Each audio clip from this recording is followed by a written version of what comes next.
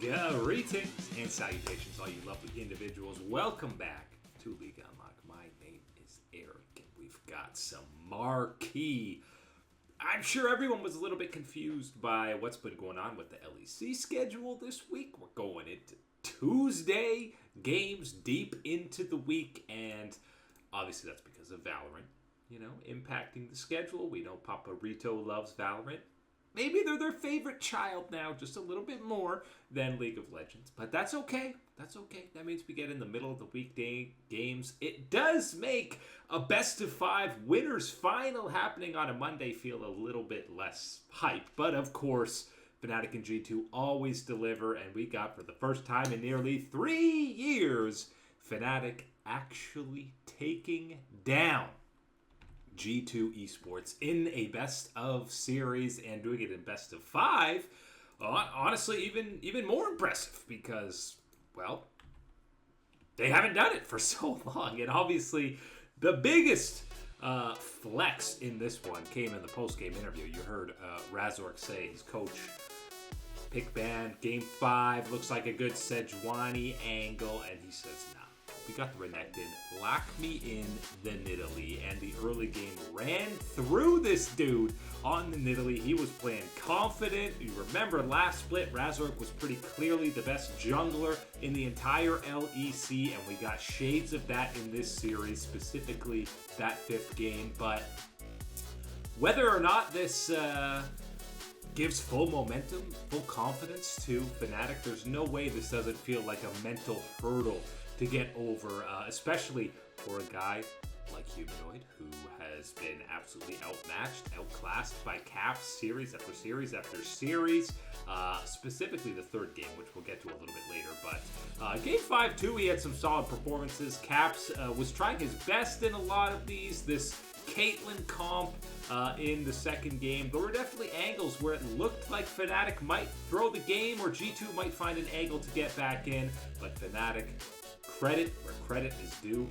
They held strong, forced G2 into difficult positions time and time again, played around the map. They got a couple K gold lead early in pre-20 minutes, mainly just with good laning, good tower, objective controls and movements around the map. It wasn't even forced fights or skirmishes, which is what Fnatic was doing when they were in that peak level earlier in the split, and even going back to the spring split when they were actually going toe-to-toe with G2 for being that top squad in the LEC. So huge credit to them. Obviously, they might be getting a rematch later with G2. And winning in Game 5 was incredibly convincing. But more importantly for me was the 3rd game in this series, because this is the game that felt like a vintage G2 versus Fnatic rivalry, where it's G2 who clutches it out. This is almost a 50-minute banger that we got between the two squads. Absolutely insane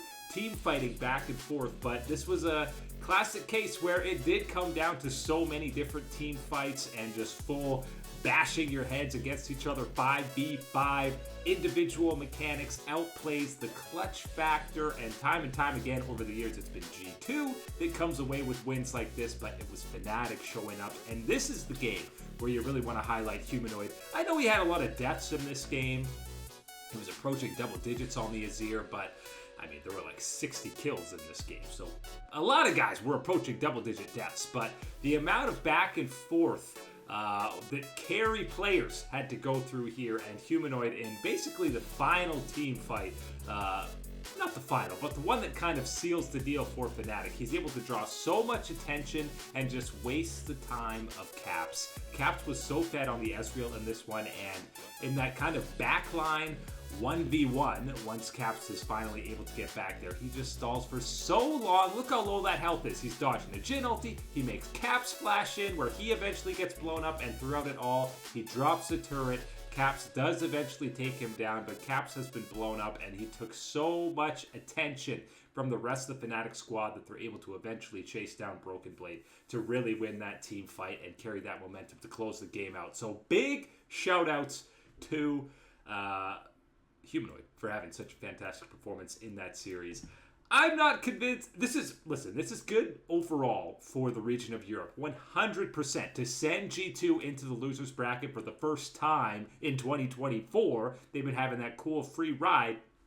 Not free ride. They earned their ride into finals, but having them have to go that extra mile, play that extra series to kind of earn the right back to get there, absolutely going to bump up the power level of the rest of the region. And for Fnatic, again, it should be a mental boost. They were able to take down G2, and I know it's still a best-of-5 playoff series, but it's not do or die.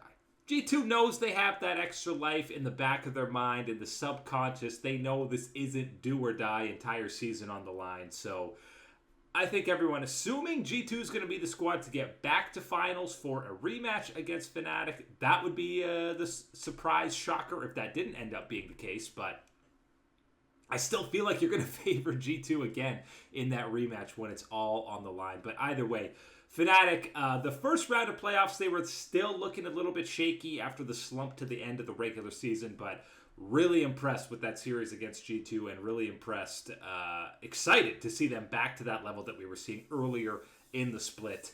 A little bit of LPL action on the day too, not just a little bit, the two of the big top dogs in Billy Gaming and Top Esports. We had Weibo versus BLG, and Weibo hitting us with the classic tease angle, especially in the first game. You had Light getting like a 3K plus gold lead individually, matching up against Elk. He became an absolute menace on the Kaisa, and okay, Weibo were contenders. They're taking the game in somewhat convincing fashion against BLG, and of course the thing to note as of late with BLG is who is in that starting jungler spot. It was Wei in the first game on the Zyra, and you go, okay, yeah, it makes sense. Ride the momentum from that last series where he looked pretty good, but BLG drops the first game. So then was the big question. Okay, you've dropped a game when this happened last time. It was when Jun got subbed out. Do you bring him back in to see if this really is a 6-man, a 1A, 1B jungler situation? The answer was no. It was still Jun, despite the loss, or not Jun, still Wei, despite the loss, coming in for BLG, and BLG obviously felt a little bit angry that Weibo took that first game from them because they came back with an absolute vengeance. Tarzan, the coin flip god, got MVP in the first game and was pretty dang outmatched in the second one, as you do. Okay, great, you got a little catch off, but Elk also got vengeance. He got crazy scary fed on the Zeri in this second game. It clearly felt like, and I know in the Senna Horn matchup, the Zeri can definitely get out of hand, but after getting kind of dismantled in that bot lane matchup, he was playing with something to prove, and prove he did that he's one of the best AD carries in the LPL still, as Game 2 was a stomp. Elk looks great. Game 3 was an absolute demolition, a massacre. Light, I hope you enjoyed that first game, buddy, because you were put in the dumpster for 2 more as the Ziggs Rel, not a combo you see too often, really didn't work out. He even TPs right back in. This isn't the top laner in a role swap TPing back in to die again immediately. This is your AD carry player, AP carry in this game when he pilots the Ziggs, but this game was over before 10 minutes. That bot lane snowballed so unbelievably out of control that Elk's Kalista, again, individual matchup-wise, had over a 4K gold lead. Just him versus Light in this one. So it just became an absolute stomp, a bit of a meme. We're already at like 6K plus at 15 minutes. I think the total score at the end is like 15K, but this just extended fight. It looks like it's going to be maybe a 4v2 for Weibo. Surely even at a gold deficit you can pull this one out, but no. There's just, they can't do anything. Wei has some nice Stranglethorn ultis to kind of deny them. Breathe is doing his best, but they just can't do enough damage. That's like a 10% health Renata walking forward, scaring the Ziggs away before Elk comes in to pop him. Bin was pushing on the base as well. Didn't even need a crazy series out of Knight, or Bin really. Bin had a couple of great Gnar games and Gnar individual plays, which we saw in the previous series as well. But BLG fully still cementing themselves as that best team in the LPL, and maybe even a little bit better lately. Now that Wei has been starting some of these games, he's a little bit more consistent. I don't know, maybe this team got even a little bit scarier. The other big dog in the LPL, it looks like we were perhaps a little dramatic, a little bit overestimating the demise of Top Esports, as now they've rallied 3 series wins in a row. Although NIP, bless their hearts, they tried their best. This incredibly dramatic back and forth Baron looked like they might steal a win out of TES, which, by the way, is a rarity and on this summer split since they've been in the Ascend group. Has NIP. I think they only have a single game win to their name. That's an ugly looking 0-5 series score for them, and it did not get any prettier on the day. Okay, they got 1 Baron, but it didn't matter because Top Esports is just a better team across the board. And truthfully, I hate to say it because I love him. He was the fed one. He was the lone hope for them in this game. He had the potential to carry. He had the resources. A couple of positioning blunders in this first game on that Lucian cost NIP so dearly that it basically cost them the game.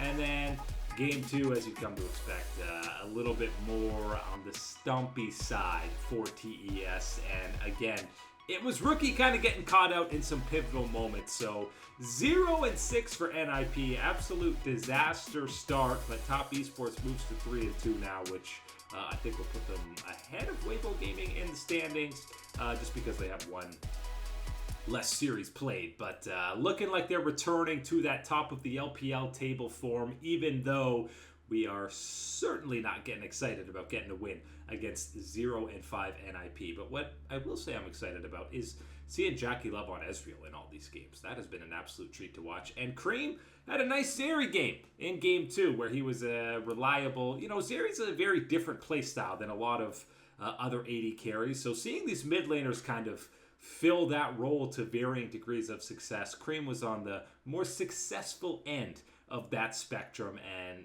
excited to continue and see his growth after that run at really MSI. He looked good. EWC, he looked fantastic. That was kind of a coming out standout performance out of him, and it continues to be that way. But BLG and TES both sitting pretty, heading towards that top of the LPL table. But that is it today for League Unlocked. My name is Eric, and I gotta say thank you to all you wonderful people for hanging out as always, and we'll catch you on that flippity flip.